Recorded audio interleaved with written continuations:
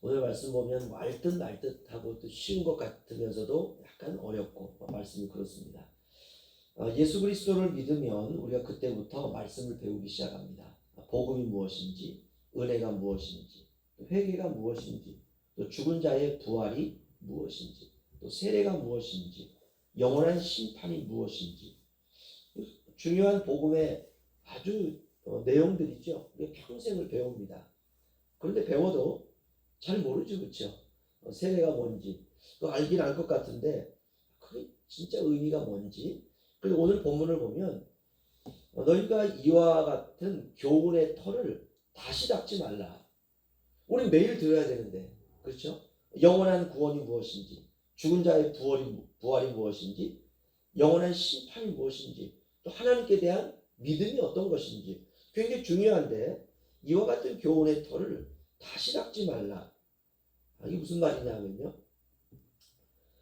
기초 위에 계속 머물지 말고 그 토대 위에서 집을 세우라, 이런 뜻입니다. 그러니까 다시 말하면 배우는 것에만 멈추지 말라 이 말이죠. 늘 배우기만 해요. 그러지 말라는 것이에요. 배우기만 하면 지식은 늘 수 있지만 그 성장은 없습니다. 그러니까 자라가라 이 말입니다. 좀 말씀이 약간 오늘 꼬여 있는 것 같지만 한마디로 말하면 자라가야 된다, 성장해야 된다, 성숙해야 된다 이 말씀이죠. 성숙은 성경을 많이 아는 것이 아니라 말씀대로 살아가는 사람이 되는 것입니다. 최근 울릉도에 그 성경 강해 세미나가 있더라고요. 가만히 자세히 보니까 이단이에요. 성경을 우리가 알아야 된다라고 하는 주제죠. 이단들의 특징이 뭐냐? 아는 것에 엄청 집중합니다. 그러나 오늘 말씀을 보면 배웠으면 그 말씀을 삶에 적용해서 우리가 성숙함으로 자라가야 된다, 이런 의미입니다. 아이들이 유치원 때부터 학교에 가서 배웁니다. 그런데 그 배움이 배움으로 끝나면 아무런 능력이 없죠, 그렇죠? 수학을 배웠으면, 산수를 배웠으면 어느 날 가게에 가서 엄마가 준 돈을 내고 정확하게 물건을 사고 거스름돈까지 받아오면 어떻습니까? 엄청 칭찬하죠. 야, 너 대단하다, 야. 너 어떻게 1,000원짜리 줬는데 가서 500원을 거슬러 올 수가 있냐? 야, 엄마 생각도 못했는데, 야, 너 대단한데? 그때 아이가 저 선생님한테 배웠어요, 이러면은 야, 잘 배우고 있구나, 이렇게 우리가 칭찬합니다. 말씀도 우리가 배웠으면 그 배운 말씀이 우리의 삶에 나타나는 거예요. 사랑을 배웠으면 사랑을 하고, 용서를 배웠으면 용서를 하고, 우리가 믿음을 알았으면 믿음으로 살고, 우리가 기도를 배웠으면 그 다음에 어떻게 합니까? 기도를 하는 거죠. 하나님 앞에 기도는 잘하지 못하지만 그래도 그냥 이것저것 소소하게, 처음에는 자식을 위한 기도, 남편을 위한 기도, 아내를 위한 기도, 또 엄마가 아프면 목사님 엄마가 아픈데 어떻게 해야 돼요? 아프면 하나님께 기도하면 됩니다. 그렇구나. 또 엄마 아픈 걸 위해서 또 기도하고, 이렇게 배운 거를 우리의 삶에서 적용하는 것입니다. 우리가 순종을 배웠으면 순종을 하고, 이렇게 순종하는 거구나, 이러면 성숙해집니다. 이러면 자라가요.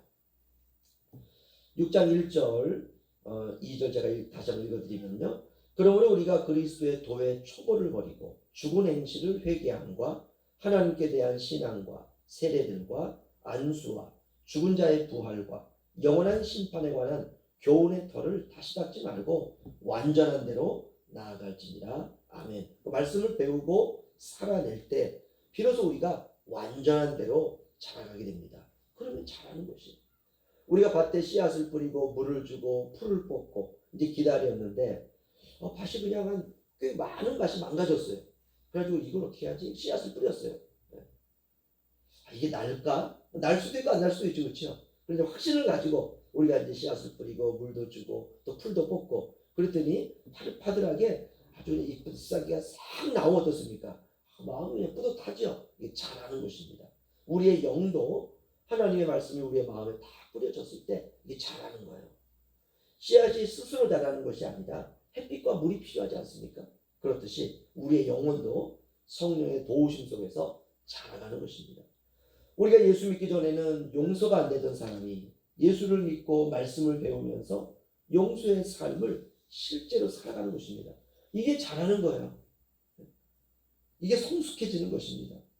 이기적인 사람이 다른 사람을 배려하는 인생으로 변화되기도 하고, 그래서 오늘 히브리서 말씀을 보면 완전한 대로 나아가라 이렇게 말하고 있습니다.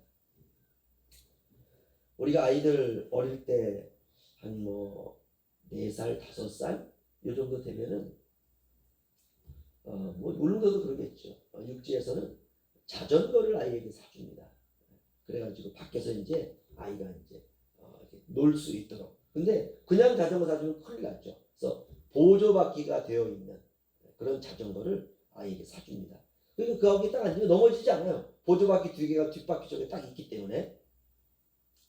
그래서 어릴 적 아이들이 자전거를 탈 때 보조바퀴를 달고 탑니다.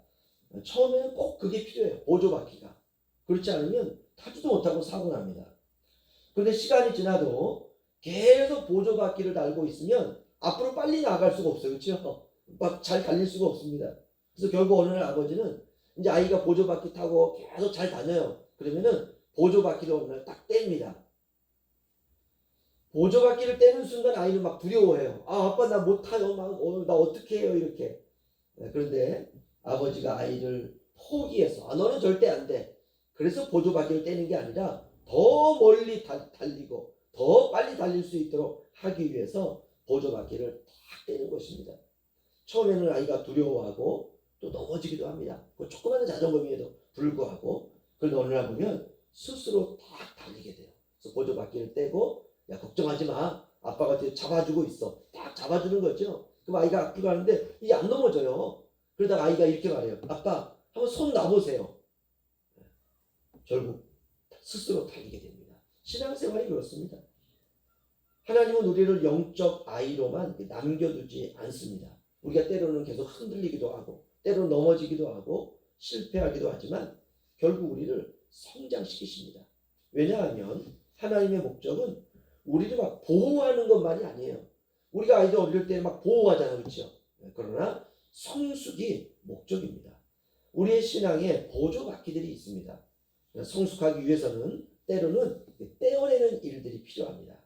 하나님께서 우리의 인생에서 어떤 것을 떼어내실 때도 있어요. 그것은 우리를 버리심이 아니라 성장시키시기 위해서 그렇습니다. 어느 날 보면은 돈이 잘 벌리다가 어느 날 돈이 점점 이렇게 내 수중에서 이렇게 없어지기 시작해요. 이게 보조바퀴죠. 그렇죠? 그러다가 우리가 그래, 이 돈이 없어도 내가 살 수 있구나. 이걸 배우는 겁니다. 시간이 지나면 막 집에 부도가 나가지고 막 집이 막 풍지박산 되게 생겼어요. 와 이거 망하겠는데? 근데 시간이 좀 지나면 이게 또 해결이 돼요. 이 보조바퀴죠. 그래서 6장 3절 우리 다 함께 읽겠습니다. 시작. 하나님께서 허락하시면 우리가 이것을 하리라. 아멘. 이게 무슨 말이냐 하면 하나님이 허락하시면 우리가 계속해서 성장해 갈 수 있다 이 말입니다. 죽음이 오는 그날까지 우리는 계속 성장해야 됩니다. 오늘보다 내일이 더 나아지는 삶. 이게 신앙생활이에요. 우리가 이걸 믿어야 돼요.